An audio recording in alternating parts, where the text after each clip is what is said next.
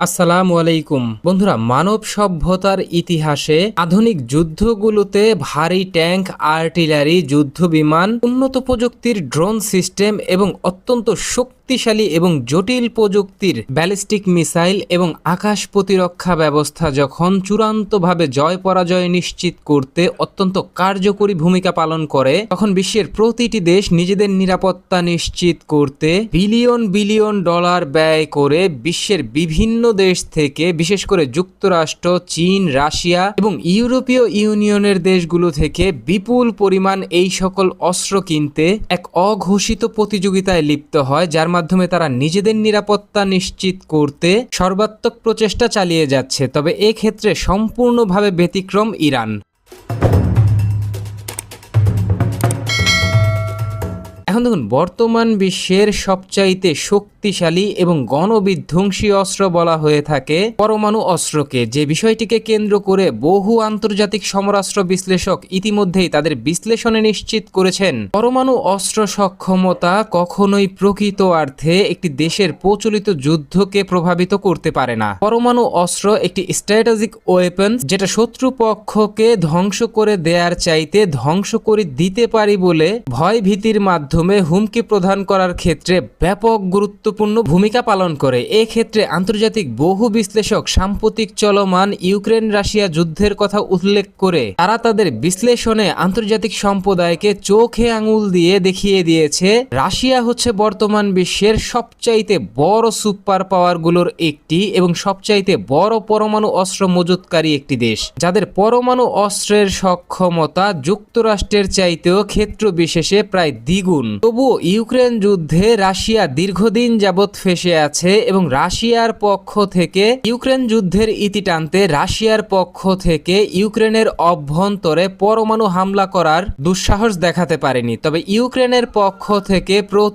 প্রতিনিয়ত রাশিয়ার অভ্যন্তরে রাশিয়ার অত্যন্ত গুরুত্বপূর্ণ অবকাঠামোগুলোকে লক্ষ্য করে ব্যাপক ভিত্তিতে হামলা পরিচালনা করা হচ্ছে এবং রাশিয়ার বিপুল পরিমাণ ক্ষয়ক্ষতি করা হচ্ছে। তবে এই হামলা প্রতিরোধে বা এই যুদ্ধে বিজয় এনে দিতে রাশিয়ার পরমাণু অস্ত্র রাশিয়ার জন্য বড় কোনো নেয়ামক হিসেবে আবির্ভূত হতে চূড়ান্তভাবে ব্যর্থ হয়েছে।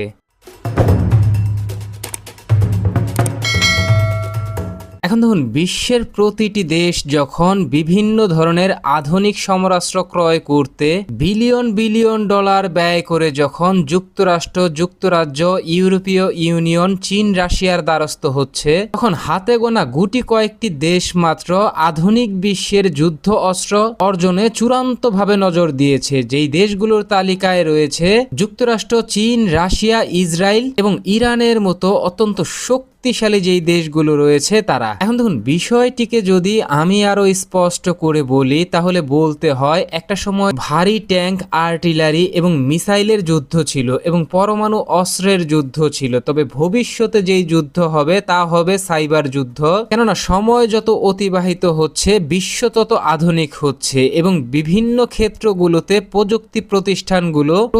প্রতিনিয়ত আধুনিক প্রযুক্তি সংযুক্ত করছে, যেটা একদিকে যেমন সাধারণ মানুষের জীবনযাত্রার মান উন্নয়নে ব্যাপক গুরুত্বপূর্ণ ভূমিকা পালন করছে, ঠিক তার বিপরীতে মানব সভ্যতার জন্য বড় ধরনের হুমকি হিসেবেও কিন্তু কাজ করতে পারে। এখন দেখুন, অত্যন্ত স্পর্শকাতর এই বিষয়টিকে যদি আমি আরো সাবলীল ভাবে বলি তাহলে বলতে হয় আপনার দেশের থাকা লোয়ার অরবিটে যেই স্যাটেলাইটটি রয়েছে, পাশাপাশি আপনার দেশে থাকা যেই আধুনিক বিমান চলাচল ব্যবস্থা রয়েছে এবং মেট্রো রেল সহ যেই বিভিন্ন ধরনের যানবাহন বা ইকুইপমেন্ট রয়েছে যেগুলো সরাসরি আধুনিক প্রযুক্তির সাথে সংযুক্ত এবং আপনার দেশে থাকা আপনার দেশের নাগরিকদের অত্যন্ত গোপন তথ্য এবং সরকারি বিপুল পরিমাণ গোপন নথি এবং বিভিন্ন সরকারি বেসরকারি বড় বড় প্রতিষ্ঠানের গুরুত্বপূর্ণ যেই ডকুমেন্টগুলো রয়েছে এবং টেকনোলজি রয়েছে, সেই টেকনোলজির উপর সরাসরি সাইবার হামলা পরিচালনা করতে পারে আপনার প্রতিপক্ষ যেই দেশগুলো রয়েছে তারা। এক্ষেত্রে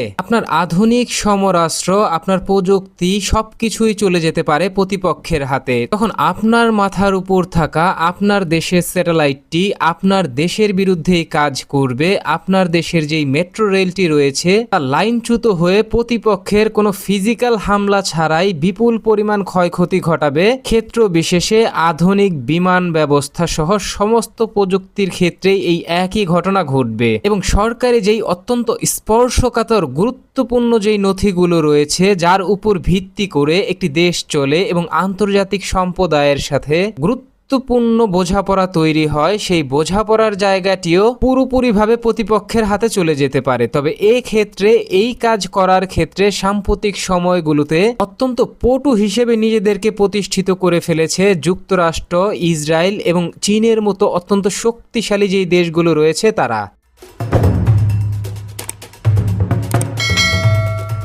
এখন দেখুন, দীর্ঘদিন যাবৎ ইসরায়েল দাবি করে এসেছে এবং ইসরায়েল বিভিন্ন ধরনের অস্ত্র তৈরি করেছে যেগুলো জ্যামিং টেকনোলজির সাথে সরাসরি সংযুক্ত। ইসরায়েলি এমন বহু প্রতিষ্ঠান আছে এবং ইসরায়েলি এমন বহু ইকুইপমেন্টের পাশাপাশি বহু সাইবার গ্রুপ রয়েছে যারা ইসরায়েলি স্বার্থ বাস্তবায়নে বিশ্বের বিভিন্ন দেশের গুরুত্বপূর্ণ টার্গেটগুলোকে সরাসরি খোলা টার্গেটে পরিণত করে ব্যাপক তাণ্ডব চালিয়েছে। এক্ষেত্রে ইরানি গোয়েন্দা সংস্থা, ইরানি সরকারি বিভিন্ন সাইট এবং ইরানি বহু অস্ত্র এবং ইরানি বহু ইকুইপমেন্টকে বহুবার অকেজো করে ফেলার দাবি করেছে ইসরায়েলের পক্ষ থেকে। এক্ষেত্রে ইসরায়েল কিন্তু চূড়ান্তভাবে যে সাফল্য দেখিয়েছে তা ইসরায়েলের জন্য বড় অর্জন, বড় বিজয়। এখন দেখুন, দীর্ঘদিন যাবৎ এই সাইবার জগতে ইসরায়েল এককভাবে রাজত্ব করেছে এবং নিজেদের বিশ্বসেরা হিসেবে দাবি করেছে। তবে অবশেষে ইরানের পক্ষ থেকে ইসরায়েলি সাবেক প্রধানমন্ত্রী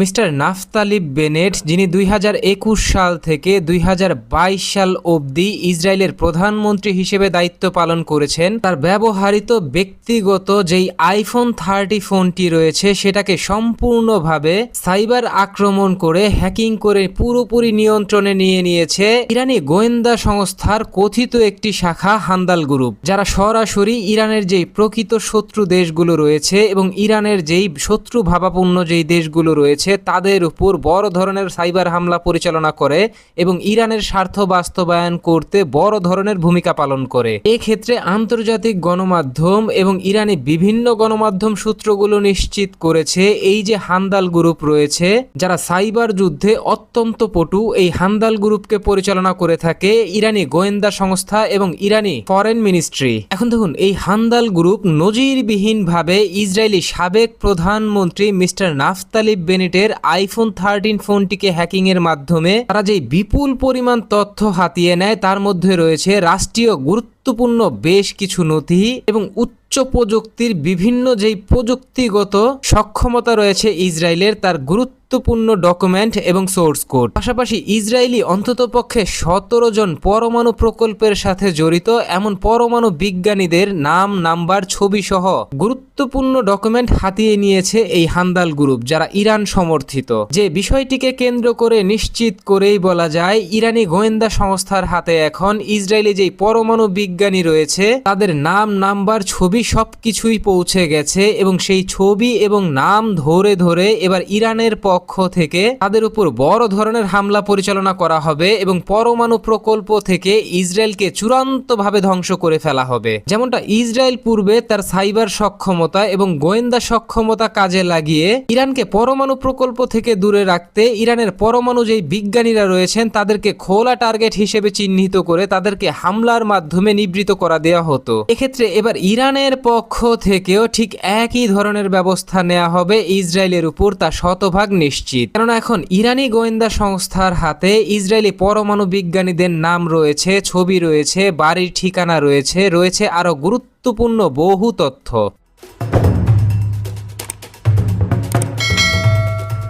এখন দেখুন, ইরানি গোয়েন্দা সংস্থার মাধ্যমে পরিচালিত এই যে হান্দাল সাইবার সিকিউরিটি গ্রুপ, তারা দীর্ঘদিন যাবৎ অভিযোগ করে আসছে তারা ইতিমধ্যেই ইসরায়েলের বহু সামরিক ঘাঁটি, বহু সেনা সদস্য এবং ইসরায়েলি পরমাণু বিজ্ঞানীদের নাম, ছবি সহ আরো গুরুত্বপূর্ণ ব্যক্তিবর্গের গুরুত্বপূর্ণ তথ্য হাতিয়ে নিয়েছে। তবে ইসরায়েলের পক্ষ থেকে বারবার এই হান্দাল গ্রুপের দাবিকে অস্বীকার করা হয়েছে। তবে অবশেষে ইসরায়েলি গোয়েন্দা সংস্থা এবং ইসরায়েলি সাবেক প্রধানমন্ত্রী চূড়ান্তভাবে কোনো রাগঢাক না রেখেই দুই কর্তৃপক্ষ পৃথক দুইটি স্টেটমেন্টে এই হান্দাল গ্রুপের হামলার বিষয়টির সত্যতা নিশ্চিত করেছে। বন্ধুরা, অত্যন্ত স্পর্শকাতর এবং জটিল এই বিষয়টিকে কেন্দ্র করে এই জায়গায় বলে রাখা ভালো, ইসরায়েল ইসরায়েলের জন্য সাম্প্রতিক দিনগুলোতে এখন শুধুমাত্র ইরানের পরমাণু প্রকল্পই হুমকি নয়, ইসরায়েলের জন্য এখন বড় হুমকিতে পরিণত হয়েছে এই বিভিন্ন সাইবার গ্রুপ, পাশাপাশি ইরানি অত্যন্ত শক্তিশালী যেই হাইপারসনিক মিসাইল প্রযুক্তি রয়েছে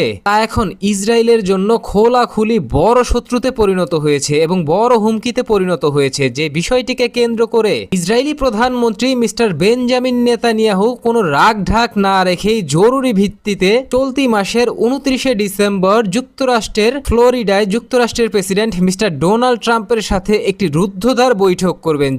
যেখানে ইসরায়েলি প্রধানমন্ত্রী মিস্টার বেঞ্জামিন নেতানিয়াহু সরাসরি পুনরায় আবার ইরানি মিসাইল ফ্যাসিলিটি এবং গবেষণাগার, ঠিক একইভাবে ইরানি পরমাণু প্রকল্প সহ গুরুত্বপূর্ণ যেই সমরাস্ত্র ভান্ডার রয়েছে এবং প্রযুক্তিগত হাব রয়েছে তার উপর চূড়ান্ত হামলা পরিচালনা করার জন্য আহ্বান জানাবেন। যে বিষয়টি নিশ্চিত করেছেন ইসরায়েলি প্রধানমন্ত্রী মিস্টার বেনিয়ামিন নেতানিয়াহু খুদ নিজেই। এখন দেখার বিষয় যুক্তরাষ্ট্রের প্রেসিডেন্ট মিস্টার ডোনাল্ড ট্রাম্প তার অত্যন্ত ঘনিষ্ঠ মিত্র ইসরায়েলি প্রধানমন্ত্রী মিস্টার বেঞ্জামিন নেতানিয়াহুর আহ্বানে সাড়া দিয়ে পুনরায় আবার পূর্ণাঙ্গ শক্তি নিয়ে ইরানের অভ্যন্তরে বড় ধরনের হামলা পরিচালনা করতে গুরুত্বপূর্ণ কোনো পদক্ষেপ নেয় কিনা। বন্ধুরা, অত্যন্ত স্পর্শকাতর এই বিষয়টিকে কেন্দ্র করে এই জায়গায় বলে রাখা ভালো, ইসরায়েলি এই সম্ভাব্য আগ্রাসনের বিষয়টিকে কেন্দ্র করে ইতিমধ্যেই ইরানের উচ্চপদস্থ সামরিক কর্মকর্তারা তাদের পৃথক স্টেটমেন্টে বলেছেন পশ্চিমা বিশ্ব এবং যুক্তরাষ্ট্র অথবা ইসরায়েল এখনো ইরানি যেই সক্ষমতা রয়েছে বা ইরানের যেই মিসাইল সক্ষমতা রয়েছে তা এখনো তারা দেখেনি, তাই ইরান সম্পর্কে তাদের কোনো ধারণা নেই। এক্ষেত্রে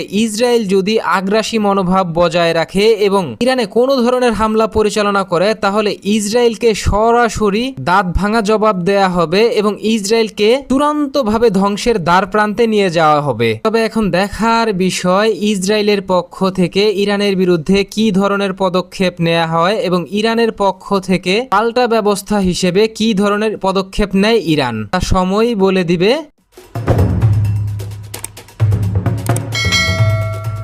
তো বন্ধুরা, ইরানি সাইবার গ্রুপ হান্দালের পক্ষ থেকে সরাসরি শক্তিশালী সাইবার হামলা পরিচালনা করে ইসরায়েলি সাবেক প্রধানমন্ত্রী মিস্টার নাফতালি বেনেটের ফোন হ্যাকিং এর মাধ্যমে বিভিন্ন ধরনের গুরুত্বপূর্ণ তথ্য হাতিয়ে নেওয়ার পাশাপাশি ইসরায়েলি উচ্চপদস্থ 17 জন পরমাণু কর্মকর্তার ছবি, নাম, ঠিকানা সবকিছু হাতে পাওয়া এবং তাদেরকে সরাসরি ইরানের পক্ষ থেকে খোলা টার্গেট হিসেবে চিহ্নিত করে নিবৃত করে দেওয়ার চূড়ান্ত মিশন বাস্তবায়ন করা এবং ইসরায়েলি পরমাণু প্রকল্পকে ধ্বংস করে দেওয়ার যে মাস্টার প্ল্যান বাস্তবায়নের প্রথম ধাপ সম্পূর্ণ করেছে ইরান। এ সম্পর্কে আপনি কি ভাবছেন? পাশাপাশি অত্যন্ত জটিল এই মুহূর্তে যুক্তরাষ্ট্রের প্রেসিডেন্ট মিস্টার ডোনাল্ড ট্রাম্পের সাথে একটি রুদ্ধদ্বার বৈঠক করতে ইসরায়েলি প্রধানমন্ত্রী মিস্টার বেনিয়ামিন নেতানিয়াহুর যুক্তরাষ্ট্র সফর এবং এই সফরের মাধ্যমে ইসরায়েলের পক্ষ থেকে পুনরায় আবার ইরানের পরমাণু প্রকল্প সহ মিসাইল প্রকল্পে বড় ধরনের হামলা পরিচালনার মাধ্যমে ইরান চূড়ান্তভাবে ধ্বংস করে দেওয়ার জন্য যুক্তরাষ্ট্রের প্রেসিডেন্টের প্রতি নেতানিয়াহু যেই আহ্বান জানাবেন, এই আহ্বানে কি মিস্টার ডোনাল্ড ট্রাম্প সাড়া দিবে কি দিবে না এ সম্পর্কে আপনি কি ভাবছেন? আপনার গুরুত্বপূর্ণ মতামতটি জানিয়ে দিন কমেন্ট বক্সে। আমাদের ভিডিওটি ভালো লাগলে আমাদের সমর্থন করতে ভিডিওটিতে লাইক, কমেন্ট, শেয়ার এবং চ্যানেলটিকে সাবস্ক্রাইব করে সঙ্গে থাকুন। ধন্যবাদ।